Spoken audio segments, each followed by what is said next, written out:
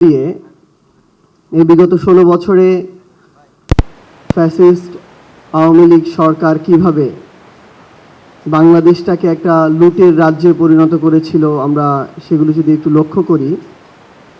ঘটনা এক, কয়েকদিন ধরে কথা হচ্ছে রূপপুর পারমাণবিক বিদ্যুৎ প্রকল্প চালু হয়েছে।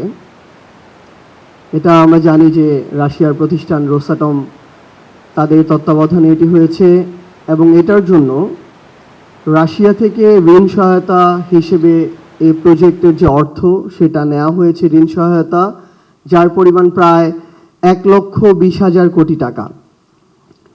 এবং ইউএস ভিত্তিক ওয়েবসাইট গ্লোবাল ডিফেন্স কর্প তারা তাদের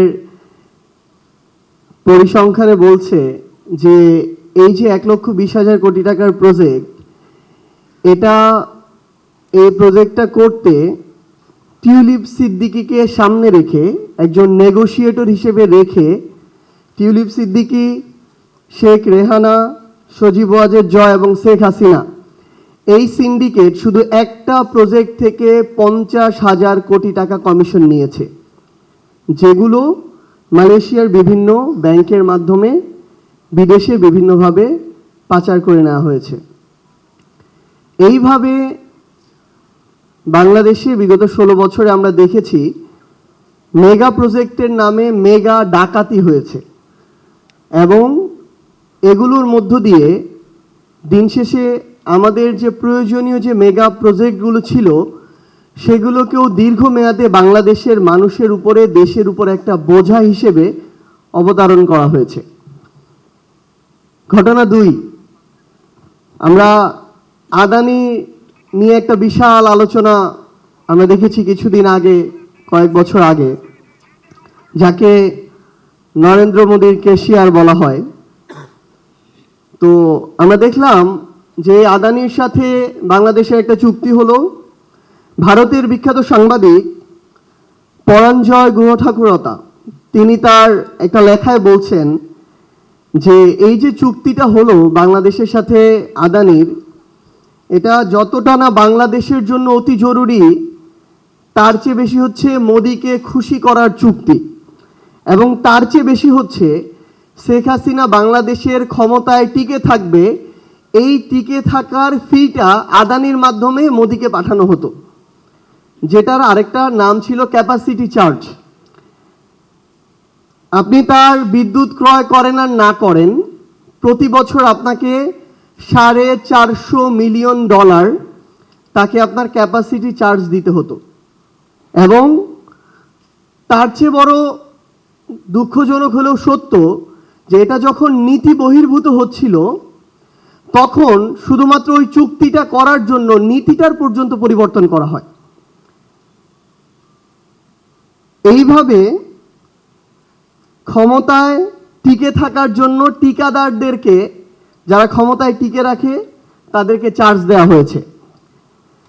আমরা যদি আরেকটা পরিসংখ্যান দেখি, ভাই একটু আগে বলেছিলেন 2009 সালে আমাদের ঋণের পরিমাণ ছিল 2,76,000 কোটি টাকার মতো, যখন আওয়ামী লীগ ক্ষমতা আসলো।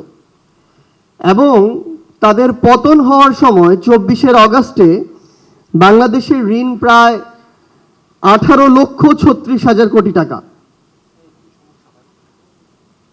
যেটা প্রায় 6 থেকে 6.5 গুণ বৃদ্ধি পেয়েছে এই অল্প কয়েক বছরে। এবং আমাদের বর্তমানে এই যে ঋণের বোঝা, আমরা যদি আগামীতে আর কোনো ঋণ নাও নেই, তাও এই বোঝা আমাদের শোধ করতে প্রায় 40 বছর সময় লাগবে। এবং বাংলাদেশে একটা সদ্য জন্ম নেওয়া শিশু, তার মাথায় প্রায় 1.5 লক্ষ টাকার ঋণ চাপিয়ে দেওয়া হয়েছে। আরেকটা ঘটনার দিকে যদি আমরা লক্ষ্য করি, আরেকটা পরিসংখ্যান, পাচার নামক লুটপাট। আমাদের বিগত 16-17 বছরের এই ফ্যাসিস্ট রেজিম তাদের সময়ে পাচার করেছে প্রায় 11 লক্ষ কোটি টাকা, যেটা দিয়ে 35-40টা পদ্মা সেতু নিমিষেই বানানো যেত। যেই পদ্মা সেতু নিয়ে এত গৌরব, সেখানেও প্রায় 30-40% টাকা তারা লুটপাট করেছে। আমরা দেখলাম সেই শেখ হাসিনা গর্বের সাথে নির্লজ্জভাবে বলছে যে তার পিয়নেরই প্রায় 400 কোটি টাকা আছে। অর্থাৎ একজন পিয়ন কতটা লুটপাট করলে সে 400 কোটি টাকার মালিক হতে পারে। তাদের ভূমিমন্ত্রী সাইফুজ্জামান, তার শুধু লন্ডনে বাড়ি ছিল 360টা।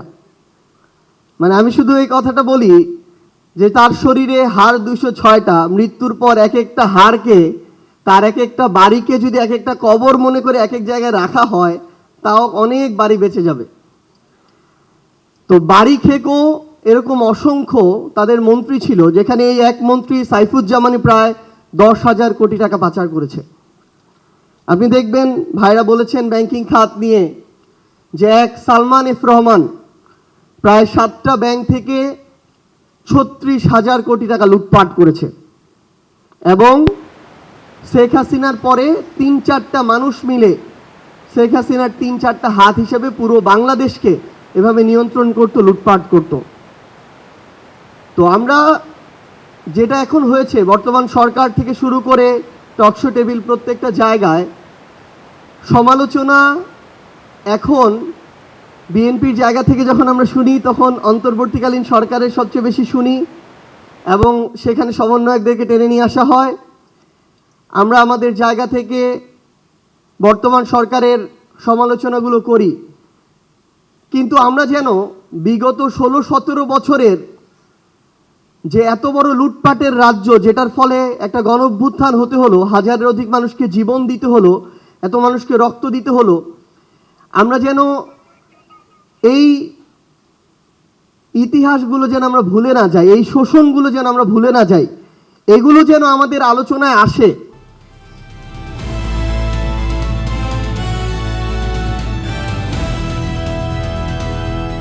দিনাজপুর টিভি মানুষের জীবনের কথা বলে।